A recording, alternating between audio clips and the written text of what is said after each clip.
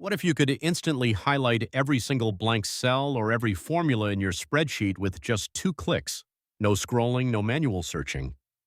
In the next imagine you have a spreadsheet with 500 rows and dozens of missing values scattered randomly throughout. Most people scroll through the entire. First, select the range of data you want to search. In this case, let us highlight columns A through C. Then press the keyboard shortcut Ctrl and G together to open the Go To dialog box. Inside the Go To special dialog, you will see a list of powerful options. Choose blanks to select every empty cell in your selection, or choose formulas to highlight every cell that can. Look at that.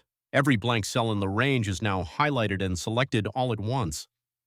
Now just type the word missing and press Ctrl and Enter together, and Excel. You just learned how to use Go to Special to instantly select all blank cells or formula cells in any Excel spreadsheet and fill them in one shot.